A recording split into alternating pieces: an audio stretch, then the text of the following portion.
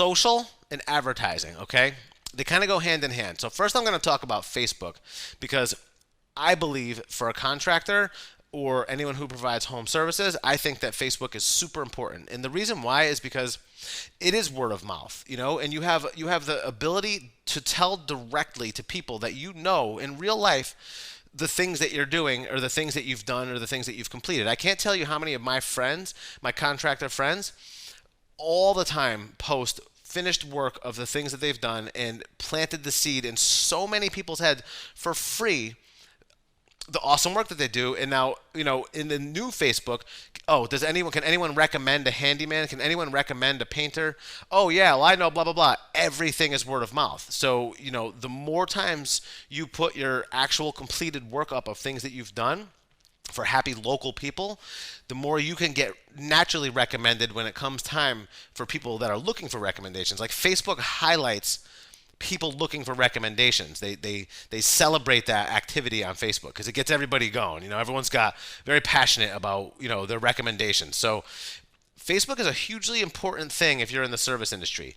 It's not the only thing. So if you're only exclusively like, oh, I'm just going to do Facebook and I'm going to just ignore all these other things, that's a bad strategy. You're going to want to put effort into Facebook as much as you'll want to make sure that your Google presence is established properly, as much as you're going to want to make sure that your website is professional and sound and can be viewed on a desktop and a mobile. Okay? Facebook is the most important thing that anyone in a service business can be part of.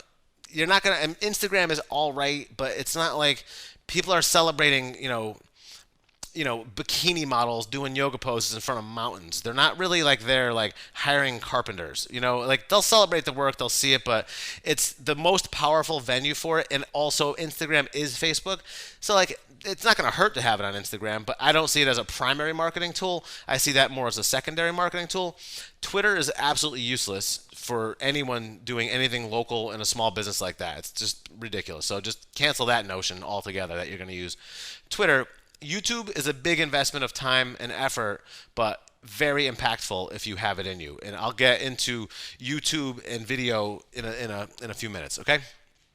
So Facebook's super important. It's not the end all, but it's very important. It's a good chunk, a quarter of your effort should go into making sure that you have a presence on Facebook, even if it's just your friends. Like, it doesn't have to be via a page. Now, that takes me to the next topic, which is ads, paid ads, okay? Paid ads in the form of sponsored posts on Facebook. That would mean that you have a Facebook business page and you want to advertise that to a certain group of people or a certain area. You can do that. If you have a personal page and you post stuff, you can't advertise it beyond your little friend network. That's it. So if you have 200 friends, many of them will see your work, but you can't advertise it beyond that. The advantage of a page, or the disadvantage of a page, is that you pay to advertise the things that you're putting up. Okay, but you can obviously hit a lot more people. So if you have completed work and you remodel homes and you put up like 3 or 4 pictures and your website address and you advertise that for $20 a day for 30 days straight into in a 7-mile radius from where you would like to work, that's going to be very, very powerful for you. Okay, you're going to get a lot of activity from that, assuming that the work is good and you have a good local recommendation thing kind of going already. Okay.